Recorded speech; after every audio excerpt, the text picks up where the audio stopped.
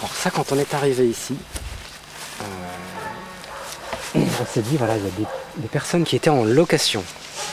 Ils ont quand même planté un verger de fruitiers, sachant qu'un jour la location s'arrêterait et puis ces arbres-là, ils ne pourraient plus profiter de leurs pommes. On a trouvé ça bon, un bel héritage, quoi. Très vite, bon, en sympathisant, on lui a dit, bah, ce verger-là, c'est vous qui l'avez planté, vous venez quand vous voulez, ça reste vos pommes. Donc c'est au printemps qu'on récolte les bourgeons de cassis pour travailler en gémothérapie. Alors ça, c'est un vieux pied et ça se bouture très très bien, donc on continue à faire des boutures de cassis un petit peu partout. Et à chaque fois qu'on plante un arbre, on regarde les fonctions qu'il va remplir. Donc les fonctions qu'il va remplir, c'est la production de feuilles qui va au pied faire de l'humus, composter, nourrir le sol, les fleurs ça va pouvoir produire, les fruits que ça va pouvoir produire, les feuilles éventuellement pour des usages confiture, sirop, tisane ou tout simplement à manger cru. Voilà. Le turicule, le caca de ver de terre. Donc il transforme la matière organique et comme il est dans les profondeurs du sol, il fait les allers-retours entre le fond et puis le dessus. Quand il restitue en ayant fait la liaison entre les éléments organiques du sol et les éléments minéraux du sol, ce qu'on appelle le complexe argilo-humique. Et ça, c'est d'une fertilité fabuleuse. Ça, c'est un super conseil, hein. On peut en ramasser en très grande quantité très très vite. On le fait sécher, on met ça dans ces plantes vertes. C'est un engrais naturel extraordinaire, grande qualité. C'est ça qui fait la fertilité du sol.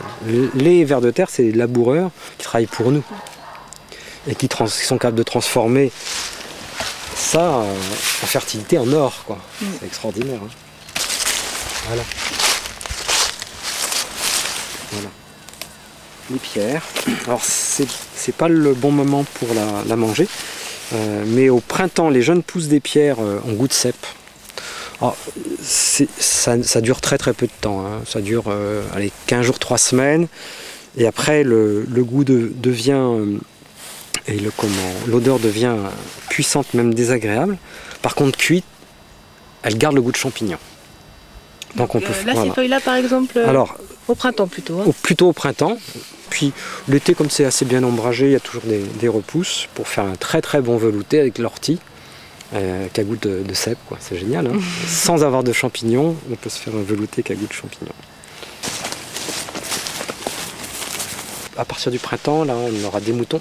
Avec ces déjections, on aura de quoi fumer le sol, mettre à composter. Et puis quand il y aura la tonte de mouton, laine de mouton, très très riche en azote, se décompose très très lentement. Et un très très bon paillage pour les arbres fruitiers, entre autres les petits fruits. Et puis dans le verger, on aura donc un parcours qui sera entre les moutons et les poules, parce que les poules, elles ont un peu cette même fonction que le mouton. Elles vont enrichir, parce que les déjections de poules sont très riches en azote, donc c'est de la fumure gratuite. C'est un désherbant très efficace, hein, parce que la poule est toujours en train de gratter pour désherber. Alors après, si on veut vraiment avoir un endroit parfaitement clean, on les laisse longtemps.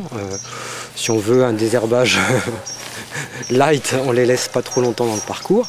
Et puis l'autre avantage, c'est que dans un verger de fruitiers, il y a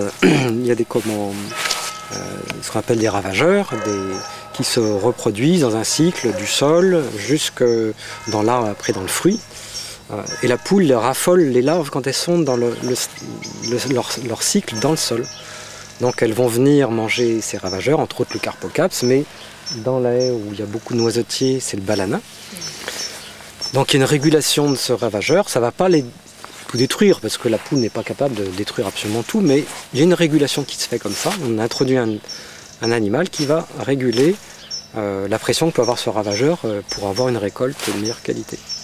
La poule, on n'a plus besoin de lui apporter une nourriture venue de je ne sais pas où, avec du soja OGM du Brésil. elles ont de la protéine végétale, de la protéine animale. Elles nous donnent leur déjection et on récolte les œufs et on a à nouveau de la protéine pour nous. Ouais. Voilà. Donc voilà, c'est toujours pensé dans ces termes voilà, pour coopérer avec la nature. Ça oblige à beaucoup de respect. Parce que si on enlève un des éléments parce qu'on n'est pas respectueux, il y a un déséquilibre qui se crée.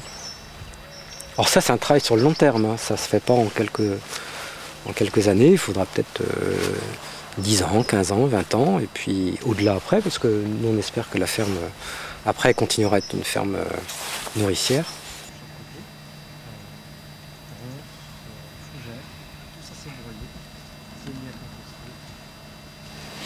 Ce qu'on appelle du broyage de broussailles. Donc il y a de la ronce, de la fougère, du saule. Et ça, bon, c'est de l'or pour nous. Cette butte-là, elle a été faite il y a un mois, sur la butte.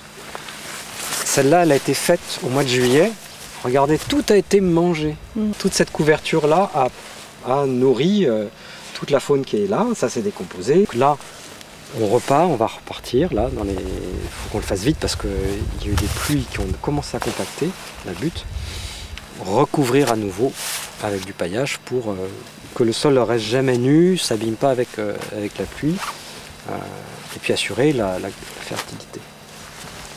Bon, voilà, ça c'est le consoude, qu'on l'utilise beaucoup en engrais. Et comme sur une saison on peut la faucher 5 fois, ça fait beaucoup de biomasse, on peut avoir une grosse quantité, soit en paillage direct, soit à composter, soit en engrais. Et comme c'est une grosse pompe à minéraux, la consoude va aller profond, prendre les minéraux, composter sur place, engraisser le sol là où il est. Donc après, ça fait une zone très intéressante pour planter, quoi. À terme, c'est faire une couronne de grands arbres ici. Alors, il va falloir du temps, hein. C'est un travail sur 20 ans, 30 ans. Et puis à l'intérieur, les plus petits qui auront plus besoin de chaleur. Donc les grands arbres viendront protéger des vents du nord, des vents de nord-est et d'est, et puis aussi des vents dominants mais qui peuvent être très forts et puis atténuer la puissance des vents du sud-ouest, pour qu'à l'intérieur, les plantes plus gourmandes en soleil, en chaleur, qui ont besoin d'être plus protégées, puissent pousser tout à leur aise, quoi.